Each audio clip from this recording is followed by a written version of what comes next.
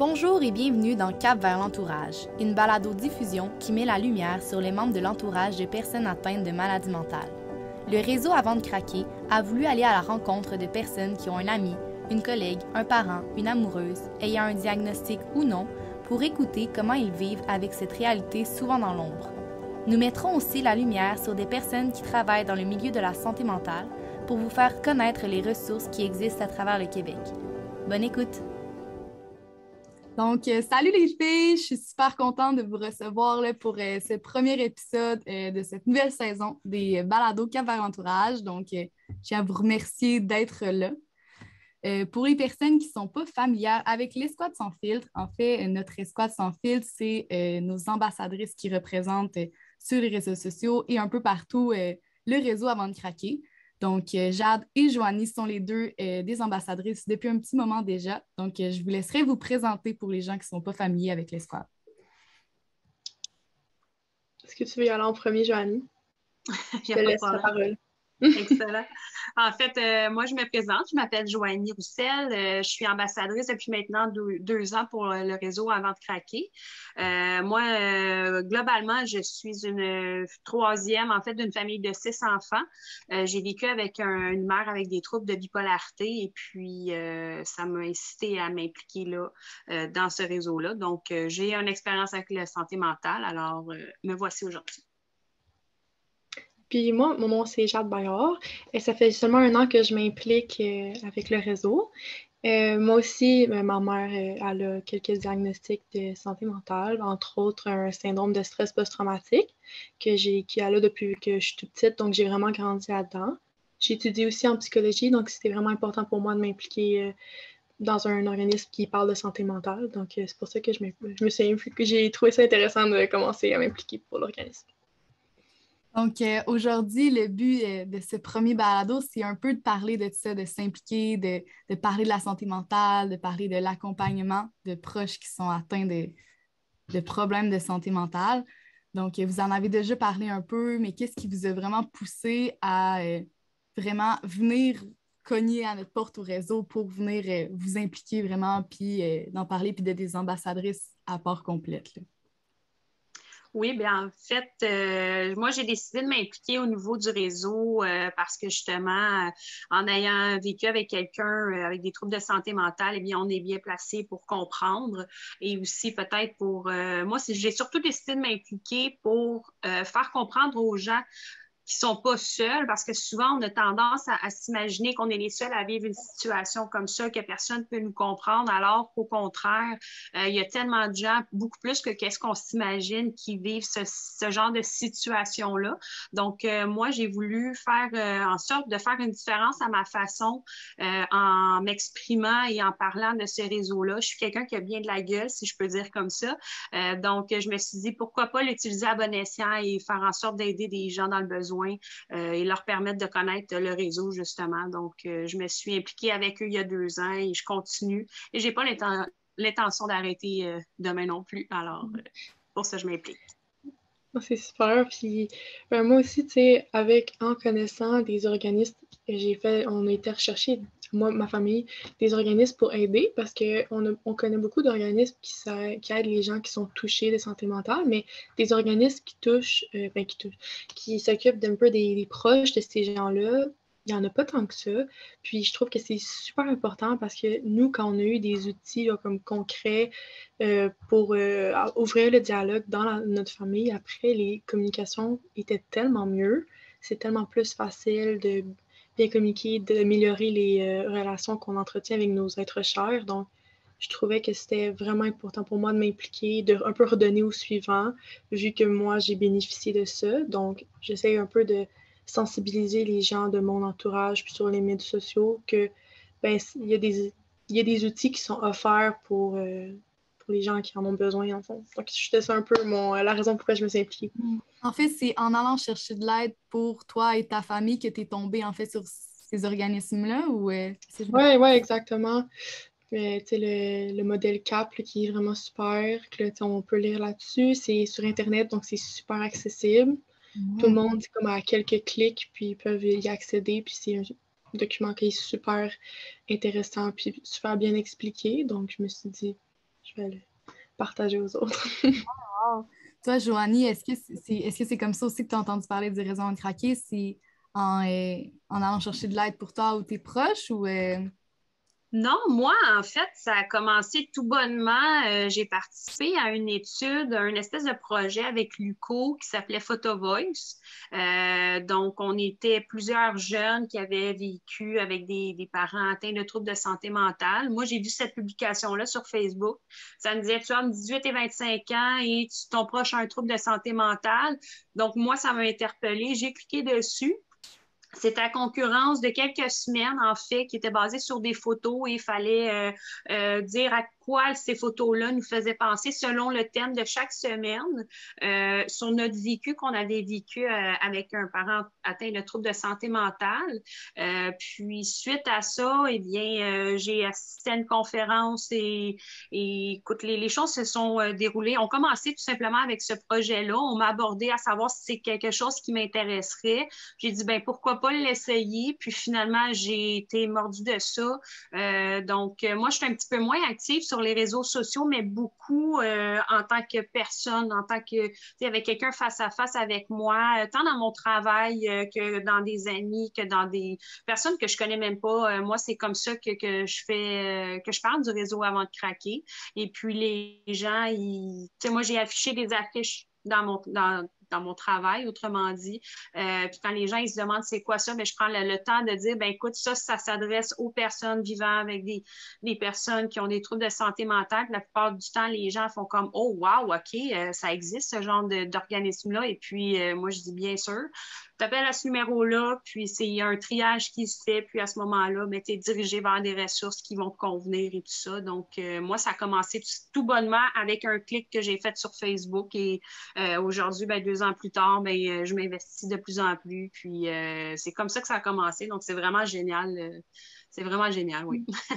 quoi, il y a Moi, je fais... commencé Non, non. gros, là. Vas-y, Jeanne. Moi, je le fais plus en ligne parce que quand j'ai commencé à m'impliquer, c'était pendant la pandémie. Tu sais, aussi, c'est que, Ouais. tu sais, on était tous confinés un peu, puis tu sais, justement, tellement pertinent de parler de santé mentale en pandémie, parce que c'est rempli genre de stress et tout. Donc, tu sais, pour moi, c'était plus facile. Tu sais, les gens que je côtoie sur les médias sociaux sont plus aussi jeunes, donc c'est vraiment accessible de partager les choses en ligne vu que, tu sais, on a comme grandi avec ça. Donc, tu sais, c'est quand même intéressant qu'on ait comme plus d'approches différentes parce que ça vient chercher des gens complètement différents aussi, mais qui peuvent tous en bénéficier, en fait. Oui, absolument. Puis, tu sais, toi, Joanie, t'en parles plus en vrai, comme tu dis, puis t'as de l'affiche, toi, Jade, t'es sûre, avec la pandémie, t'es allée plus sur les réseaux sociaux. Ça ressemble à quoi les réactions des gens quand ils voient que vous en parlez ouvertement? Est-ce qu'ils parfois sont étonnés ou de pouvoir parler de ça comme ça? Ou c'est comment vous vous sentez par rapport à ça, mettons?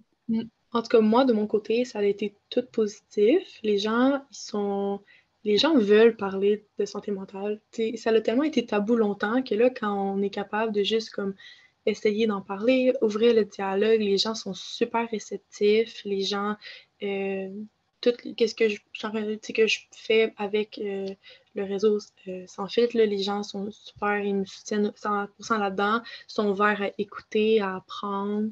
Donc, ouais, j'ai eu du super bon feedback, là, donc c'est sûr que c'est motivant là, pour continuer.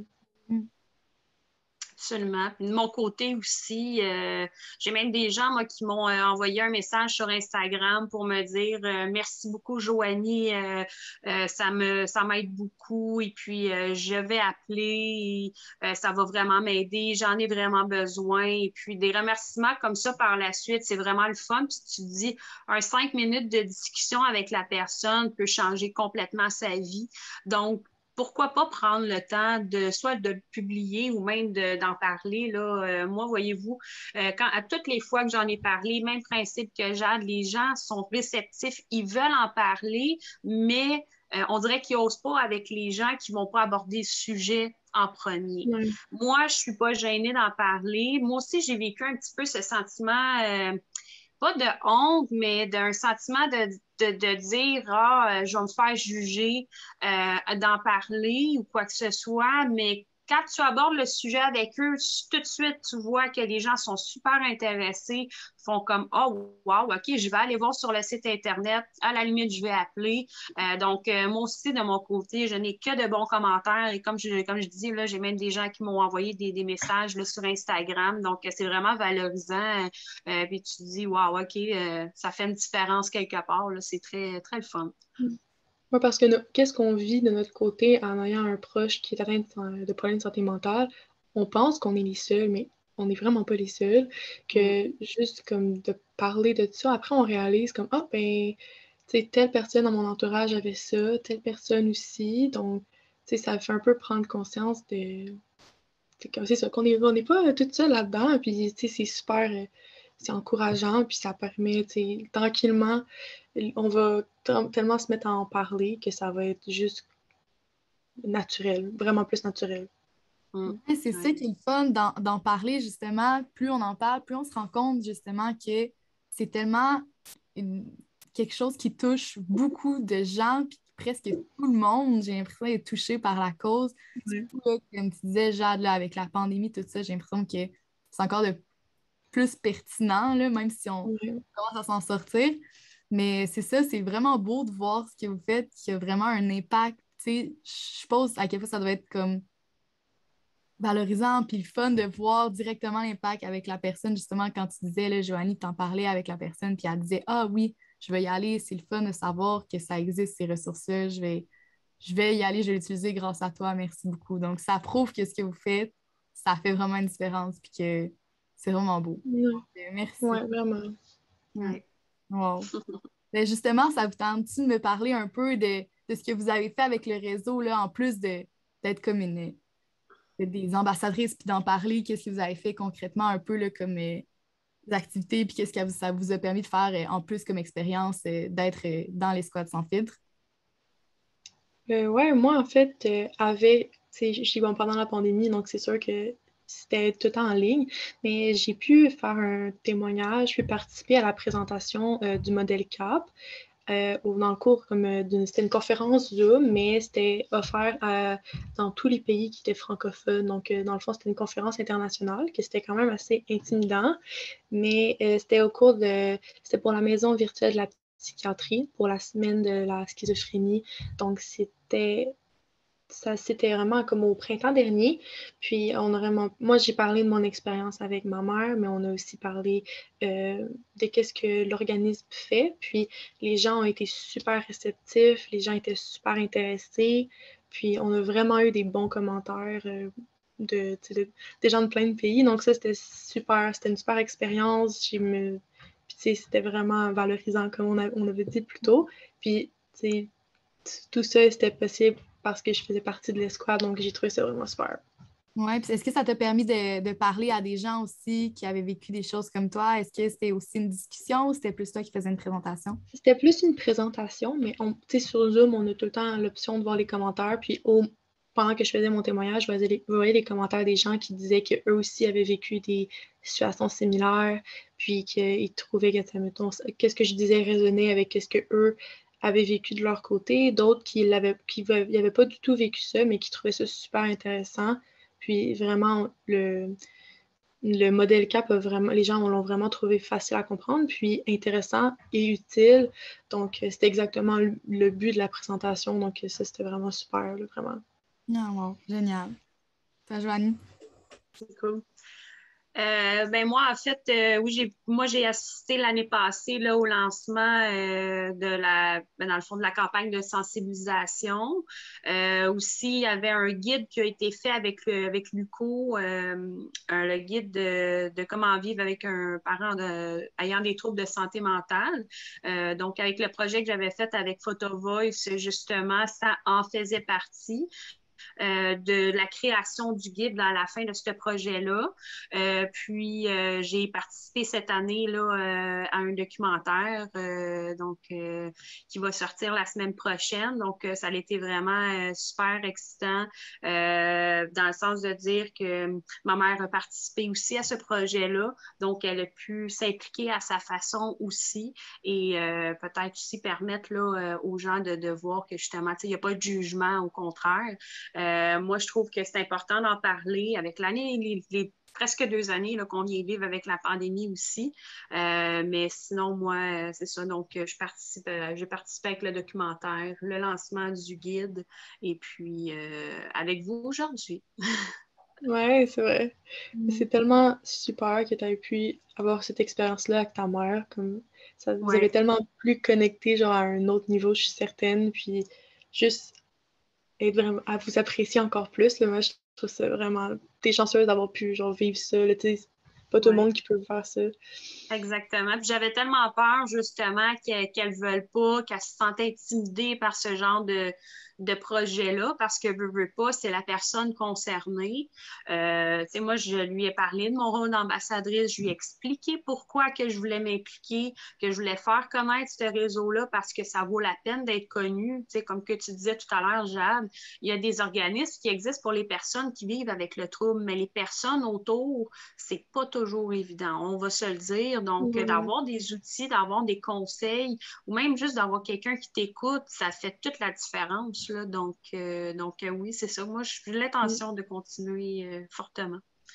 Ouais, c'est vraiment super parce que c'est vrai, mais tu sais, moi aussi, j'avais parlé avec ma mère, puis je lui disais, tu sais, je l'avais présenté, puis elle aussi, elle trouvait, tu sais, que c'est vraiment super parce que nous, qu'est-ce qu'on trouvait, c'est quand on a un langage commun pour avoir, pour discuter de certains aspects, mettons, aussi dans une situation, c'est ça, quand on développe un vocabulaire qui est pareil, après, c'est tellement plus facile de se comprendre. Puis là, ensuite, que eux, ils peuvent avoir des formations de leur côté. Puis là, nous, quand on a accès à des outils aussi, ça permet un peu comme de vraiment mieux se comprendre. Puis c'est merveilleux. Donc aussi, eux aussi en bénéficient de l'organisme. Parce que au final, c'est nos relations qui sont vraiment améliorées. Donc c'est vraiment super. Ah, c'est cool. C'est cool. Wow. C'est vraiment beau de vous entendre parler de ça. Puis c'est le fun de voir aussi. C'est ça, ça agit pas juste de votre côté.